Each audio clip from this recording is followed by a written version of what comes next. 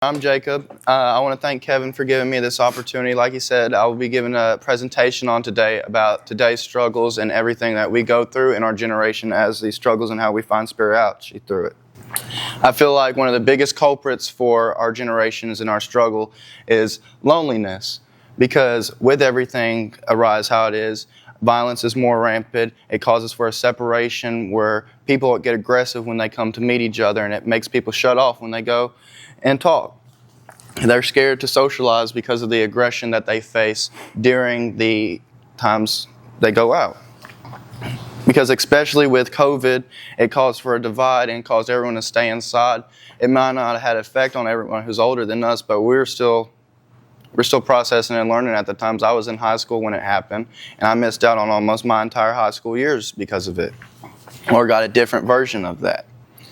It caused for a divide that made us stay inside and want to separate from socializing in person to socializing online.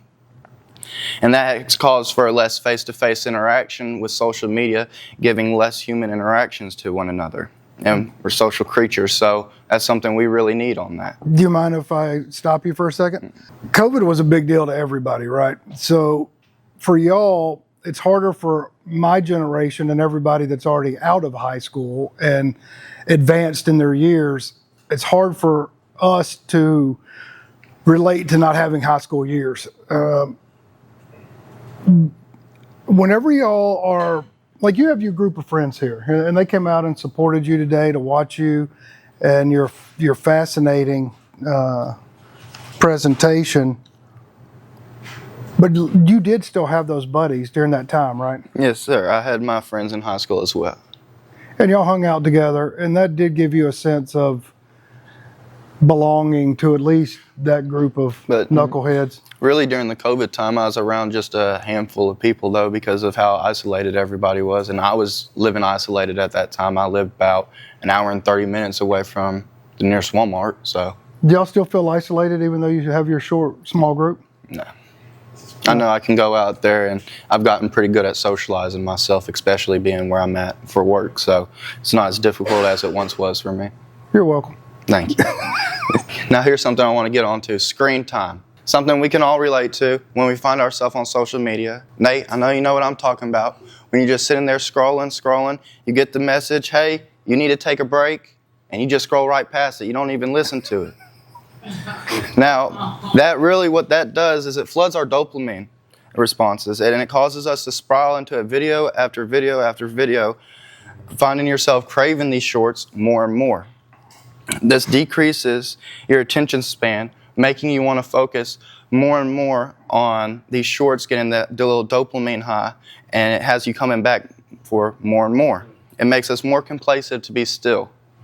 And I found these images online of people looking at their phones, and it has it photoshopped and removed to show kind of what it looks like and capture the image. I mean, it's pretty stupid. You're just sitting there with your phone down looking at your hand, and people will do that for hours on end. To think about how productive is that really? Can I ask you a young guy's question again? Whenever y'all go to a restaurant and y'all are sitting at the same table, do y'all ever text each other while you're at the same table? There's situations for that. If we're let me say it like this: if we're out with some people and we don't want them to know what we're talking about, oh yeah, of course. So y'all are having a private message with the people you're at the table. Well, if we're excluding somebody for the message, like if we're doing something and we have y'all are cracking me up. We got a couple of girls with us and we're trying to talk about that. We're gonna just. I see. Now you're being rude to the girls because you're talking to your buddies. Okay, go ahead. Well, hey, we're paying, so. Gen Z in the workforce. This is something my generation really is finding themselves struggling with, because they're just getting out of school, or they're finding themselves into college, and they're finding themselves a hard time to get jobs and get out there and make that money. With a lot of my generation, they find themselves scared to get into the workforce because the future scares them, and then they let it hinder their choices and let it affect them in the future they're going to get for themselves. So some people feel as if they need to make that decision all at once and have it figured out. And it puts a lot of pressure on them to make them feel like they need it all done then and there. And with that pressure, they already feel as if they're replaceable, because truth be told, we are all replaceable, most of us in the workforce. Someone else can come do what we do better, faster eventually, because we're going to run out of steam and smoke eventually, and something will come new. We're not forever, and they know this because they've seen the pace of technology advance because they've lived in this generation. Is that part of the stress? Because I was reading an article yesterday about young kids about your age. They were going to college to be coders, computer coders, and now where that used to be a high-paying job, now it practically no longer exists because AI does it in a split second. And AI's taken over a lot of our jobs for them on the computers, and it's really putting a lot of people out down for their luck because they've spent their whole entire life training for something, thinking this is what they're going to do to come in a second and take that all away. Yeah, and thinking the same way, we were told, you go be a doctor, a lawyer, or, some high-paying professional. But now AI is replacing lawyers at a really quick speed, and lawyers will be a thing of the past within the few years. And see, they just find themselves being replaceable, and still with less pay. Because I don't know about y'all, but I find myself spending $20 at least every single time I go out. Everything has risen in price, and they've only risen the pay just a little bit. And if they do raise the pay, they cut the hours a bit. And I know my buddy back here knows what I'm talking about. Yeah. Because let's be honest, $10 an hour isn't really much. It isn't really much to live on, especially when you're making, 20 hours a week if you're just doing that, because they won't give you more hours because they're trying to cut down on their insurance and all that. It makes you lack motivation to come in when you see yourself working hard for a little check and it's not going any further. Low pay factors into it, true so, because I feel like if we had higher pay, they would work harder and be more effective. And the only reason I say that is because everything's gone up in price. Like, shoot, I got a little charger block today, and I was looking at a bag of beef jerky, and I had to tell myself no because I would have spent $40 on a little charger block and a bag of beef jerky. So, that's crazy. I mean, another key factor is focus in our generation. Gen Z has a hard time focusing on a numerous of things. I'm sure everyone who's got a kid or who's had to watch over kids realize just how hard their focus is. We have frequent alerts from our phones causing ghost notifications. I don't know how many of y'all here have ever been walking around and just felt a little vibration. You'll pull it out real quick to check and there'll be nothing. That's because of the high frequency of alerts we get. We're wiring ourselves to get attached to our phones, especially with how our apps are designed. They're designed to be engaging, keep you coming back, to keep that app use. And really, we can't be mad because it just means they're doing a good job at what they're trying to create. Do you think the young generation is going to go for the neural link sort of thing, plugging the internet into your brain? I want to say no, but most likely there's a lot of stuff happening with virtual reality. And I feel like with the way everything's headed with that, that's really going to be the future of a lot of stuff, and we're going to look more like a Ready Player One. Because I know Meta, they're working on a whole lot of stuff to have basically the Ready Player One thing in existence. Yeah, they're already talking about connecting the human mind. I'm not talking about it. They're working on it now. They probably already have the technology where each human will be connected to AI itself. Like, you will be one and the same. That is a very scary proposition. Yes.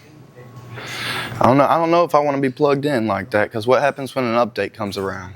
And then what happens if there's no power? What happens to humanity? It's a strange thing. And like I've said, we've become so reliant on things in this generation. What's going to happen when we come and rely on that time and time again? Mental health is a big struggle for this generation because it can cause burnouts. Not everyone in our generation was taught the right way to deal with it, and not everyone even wants to talk about it. It's a hard topic, and I feel like it's always been a hard topic for each generation. It can cause burnouts, making them lack in productivity, making them take away from the work that they were doing and make them do less because they feel like if they're not enough, why is their work going to be enough? How do y'all deal with stress? You want the honest answer? No, lie to me, please. I pack a Michelob Ultras. Well, you're not alone. Generations for millennia have coped with stress with a little alcohol, but that's And not the best way, I don't think. alcohol and hanging around these guys over here. You're new to meditation. Do you practice it or do any breath work to help alleviate stress yet? Or you haven't got that far yet? I'll do a little breathing controls every once in a while whenever I'm getting stressed out, where I'll step back and Does it help? I'll do it until I regain myself and get myself. I was doing it a little bit before I came back up here, so. Yeah. Do it on Thursday? Thursday? I probably did that because I do it more than I notice. Whenever I walk off into the back room, I'll usually do it when I get off back there and not even notice. But Thursday was quite a good day for me, I'll say that. I had a promotion thing I was very happy about. Now, I talked a bit about how addicting the apps are and how we come back frequently. It's gotten to a problem so much that schools have even noticed it. And I'm not trying to take their sides, but I'm just want to point out the key point that the problem's gotten so bad they've come out with these pouches to lock up the phones to keep them away from their devices because the notifications come up so frequently. It's a rebuttal, and there's not really anything that teachers can do to stop it because technology is faster than us. So what are they going to do but that? I just really wanted to show that one off and let y'all see that. But we still have the power of connection. And I know I talked a lot about how social media is bad, but that's only bad in excess use. It also allows us to connect to people, find each other, and find groups we wouldn't have normally. It allows us to learn things and learn about cultures that we wouldn't have had access to in our normal environment if we didn't have that. But that's all in limited use. For example, I want everyone who's watching this video that found the Mystics of Texas to comment and say how long you've been watching for. Just let us know. Let us know in the comments down below. I would like to hear. Me too.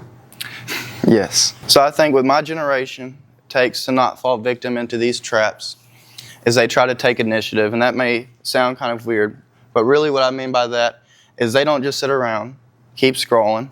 If they find themselves scrolling, they get up. About jobs and all that, they go and they put themselves out in a place to where they have work. Because, I mean, I may have said some people in my generation fear going out to work, but also me, I've been doing manual labor since I was 15. Working's not hard if you know how to do it. Or will do it. The internet allows us to connect to each other, bringing us together as a whole, almost as a tribe, like we are as here. And as long as we stay connected to each other and find your people, you just got to do what you trust is right and what you feel is right and what your people guide you to do, and then you're on the right track. You just can't let yourself fall victim into all the traps that we have access to now, because at the same time, you can fall into the trap, use them as a good tool, or you can just sit there and rot away on them. It's really up to you how you use those tools to your advantage. I noticed, before you mentioned that, go back to the previous slide. Because porn is such a massive problem in the United States, especially with guys 40 and younger, and especially y'all's age, is that a disconnect with like you don't feel like you need a relationship or want a relationship because whatever you want is online at your whim? You know, when we were young, if we wanted to look at a pretty girl, we had to go take the Sears catalog and look at the panty section. You know, the world's a lot different now. I did think about that, but I've also talked to a lot of y'all at the club and heard about y'all back in the day, and I did have a slide about that, but I ended up deleting it because I felt like the confusion between lust and love is something that everyone goes through and learns, and porn definitely does have an effect on people nowadays, but I don't think the divide between the lust and love is as much as a big effect, because I know this big boy back here is a big lovable teddy bear who will fall in love in an instant. I love you too, Mario. And I know other people who don't really go for that. So I don't think it's the generations. I just think really that's just human nature. That's an interesting take. Thanks. I wanted to say this. If you haven't got my buddy's book, what are you doing? Go get it. It's on Amazon. Don't make a fool of yourself and just read it. I mean, it won't take but too long. Brother. So go to Amazon and get it. And I want to thank y'all all for having me and listening to me today. And that's all, folks.